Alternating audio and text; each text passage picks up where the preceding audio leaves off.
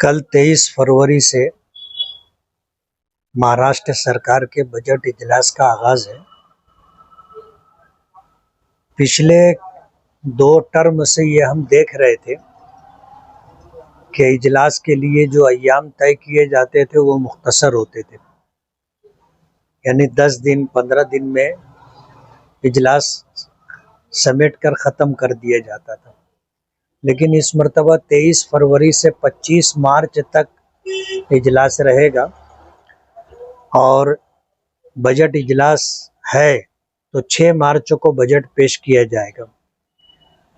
मालेगांव के जो सुलगते हुए मसाइल हैं उन मसाइल पर हमने महाराष्ट्र सरकार से कुछ मुतालबात किए हैं, कुछ हमने डिमांड रखी है उनके सामने। जहां तक विकास की बात है, हमने माइनॉरिटी डिपार्टमेंट से, नगर विकास से और अलग अलग डिपार्टमेंट से मालेगांव के विकास के सिलसिले में हमने फंड की डिमांड रखी है। स्कूलों के लिए हमने नए बांध काम के लिए 22 करोड़ रुपया और जो स्कूलें खस्ता हो चुकी है, जिनके मरम्मत की ज़रूरत है, उनके लिए 9 करोड़ रुपया और 20 करोड़ रुपया हमने जो है मालेगांव में रोड रास्तों के लिए ये डिमांड हमने रखी और हमें उम्मीद है इंशाल्लाह ये डिमांड पूरी होगी।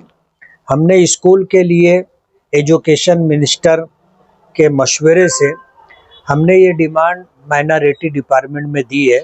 अजीत दादा पवार से भी बात हुई थी और उन्होंने पॉजिटिव रिस्पॉन्स से दिया था। अब आज वो है नहीं, लेकिन हमें उम्मीद है कि उन्होंने जो पॉजिटिव रिस्पॉन्स से दिया था उस पर हमें बजट मिलना चाहिए। और अभी 6 मार्च को बजट है, उससे पहले हम जा कर के मुलाकात करके अपनी जो कोशिश है हम वो करेंगे।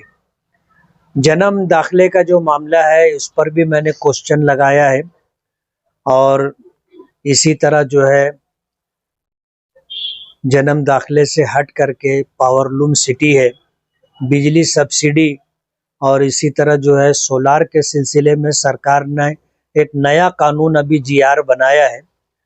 केंद्र सरकार की जो स्कीम है उसमें जो सब्सिडी मिलती है, महाराष्ट्र सरकार ने उसमें अटी शर्ती लगा दी और वो ये कि जो घर गुती बिजली इस्तेमाल करने वाले लोग हैं वो लोग जो है अगर सोलार लगाते हैं तो 12 महीने का एवरेज निकाल करके जितनी उनको बिजली लगती है उतना ही किलोवाट वो लोग इस सोलार लगा सकते।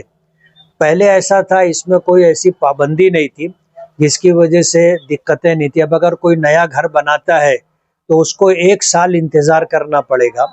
इस तरह की जो शर्तें लगाई गई है, हमारी डिमांड रहेगी कि ये जीआर कैंसिल किया जाए। और इसी तरह वक्फ के ताल्लुक से महाराष्ट्र सरकार ने केंद्र सरकार ने जो कुछ भी प्रोग्राम लाया उसमें जहां बहुत सारे अंदेशे हैं कि बहुत सारी औकाफ की मिल्कियत जब उसको पेपर वगैरह के ज़रिए हम वक्फ साबित नहीं कर सकेंगे तो वो बहक के सरकार के पास जमा हो जाएगी। उस सिलसिले में भी हमारी जो कोशिशें थी पूरे शहर में, अल्हम्दुलिल्लाह बहुत हद तक हम उसमें कामयाब रहे। और जितने भी मदारिस हैं तो मसाजिद और मदारिस के ताल्लुक से तो अल्हम्दुलिल्लाह एक हद तक हम लोगों ने सारे पेपर जमा करवा दिए हैं। लेकिन हमारे मालेगांव में इसी तरह महाराष्ट्र भर में बहुत सारी औकाफ की मिल्कियतें ऐसी हैं कि जिस पर लोगों के नाजायज़ कब्ज़े हैं और वक्फ की मिल्कियत होने के बावजूद मुसलमानों को उससे कोई फ़ायदा नहीं और सरकार के पास सही मानों में अगर कागजात जमा नहीं कराए गए तो अंदेशा है कि वो जो भी वक्फ की अमलाक होंगी वो भाग के सरकार कहीं जमा ना हो जाए। इस तरह के हालात हैं। तो मजमूई तौर पर ये जो बजट इजलास है 1 महीने का है, हमें उम्मीद है कि पूरी बात रखने का हमें मौका मिलेगा। लेकिन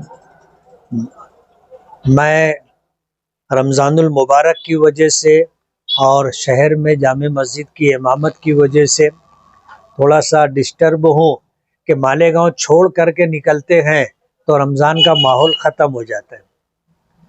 ऐसे लोगों के दरमियान रहना होता है जिन लोगों को रोज़े से तरावी से कोई मतलब नहीं है, इसलिए थोड़ी दिक्कत की बात है।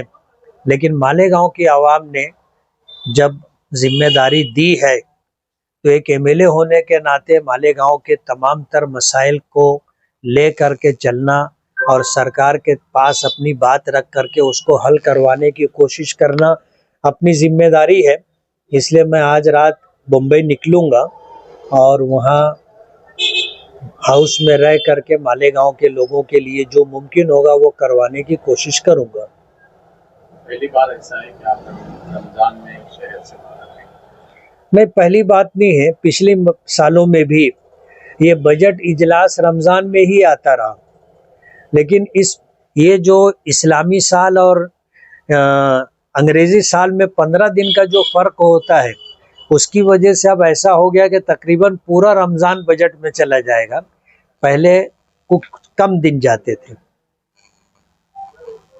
अभी कारपोरेशन का इलेक्शन हुआ, मेयर चुने, अब स्टैंडिंग कमेटी जो है उसका भी ये होना है चुनाव, जुमरात को शायद महासभा विशेष महासभा दी जाएगी जी। स्टैंडिंग के ताल्लुक से आपका क्या ये रहेगा आपके काम? स्टैंडिंग के ताल्लुक से हमारे 21 मेंबरान हैं और हमारी तरफ से हर साल 4 मेंबर जाएंगे, तो 5 साल के अंदर हमारे 20 तो चले जाएंगे। अब एक आदमी कहीं भी कोई ओहदे में एडजस्ट हो सकता है, इसलिए हमारे लिए कोई दिक्कत की बात नहीं है। हमारे सारे मेंबरान जाएंगे और हमने ये तय किया है कि भाई क़ुरा अंदाज़ी करेंगे, जिन 4 लोगों का नाम निकलेगा उन 4 लोगों को हम लोग स्टैंडिंग में भेजेंगे और बगैर कोई पार्टी फंड लिए भेजेंगे। ये फैसला हमारा हो चुका है। ये पार्टी फंड की बात कहाँ से आ गई? यानी स्टैंडिंग के लिए पार्टी फंड भी लिया जाता है? पीछे हमने देखा पीछे, इसलिए जो है इस मर्तबा हमने ये तय किया कि भाई स्टैंडिंग कमेटी में जो भी जाएगा उससे कोई पार्टी फंड नहीं लिया जाएगा। चेयरमैन बनाने के लिए क्या रहेगा? वो चेयरमैन बनाने का स्टैंडिंग कमेटी के जो मेंबरान होंगे उनका अपना मसला होगा। कारपोरेशन की जो पद्धत है उस पद्धत के हिसाब से वो लोग चलेंगे। जो मेंबर होंगे ये उनका मसला है, हमारा नहीं है। पैदल चलने वाला भी बहुत परेशान है, तो आप इसके ताल्लुक से आपकी क्या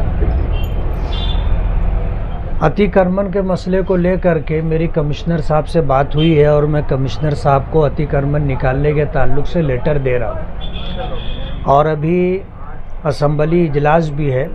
मैं अतिक्रमण के मुद्दे पर ले करके मैं लक्ष्य विधि दूंगा और नगर विकास हमारे डिप्टी सीएम शिंदे साहब के पास है, उनसे मैं ये डिमांड करूंगा कि अतिक्रमण के तई मालेगांव में कमिश्नर को पाबंद किया जाए। मालेगांव शहर में अतिक्रमण इस हद तक बढ़ गया है कि 4 व्हीलर तो जाने दो, रिक्शे से चलना मुश्किल हो रहा है, 2 व्हीलर और पैदल चलना भी मुश्किल हो रहा है। जगह जगह अतिक्रमण की वजह से ट्रैफिक जाम हो जा रहा है और पुलिस डिपार्टमेंट की तरफ से भी ट्रैफिक कंट्रोल करने के लिए कोई कोशिश नहीं हो रही है। मालेगांव वालों के लिए बहुत गंभीर मसला है, तो हम तो ये चाहेंगे कि जितना भी अतिक्रमण शहर में है,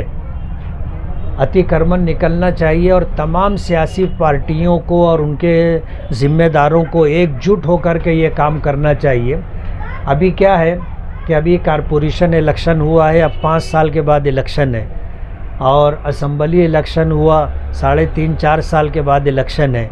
इसलिए कोई ऐसा मसला नहीं है जिसकी वजह से आदमी ये सोचे कि नाराज़गी होगी और मुझको मेरा वोट बैंक ख़राब हो जाएगा, ऐसा कोई मसला नहीं है। तो तमाम सियासी पार्टियों को मुत्तहिद होकर के मालेगांव से अतिक्रमण ख़त्म हो, इसके लिए कोशिश करना चाहिए। प्रशासक था, बार बार डिमांड करने के बाद भी प्रशासक ने इस तरफ तवज्जो नहीं दी। चुनाव हो गया है और मेयर डिप्टी मेयर ये अपनी जिम्मेदारियों का चार्ज संभाल चुके हैं। आप लोगों के तवस्सुत से मेरा जो है मेयर से है, डिप्टी मेयर से और कमिश्नर से, तीनों से मेरा ये मुतालबा है कि मालेगांव में जो अतिक्रमण मुसलसल बढ़ता जा रहा है, पूरे शहर से अतिक्रमण ख़त्म होना चाहिए। मैं किसी मखसूस इलाके की निशानदेही नहीं करूंगा, पूरा शहर इस मसले को लेकर के परेशान है।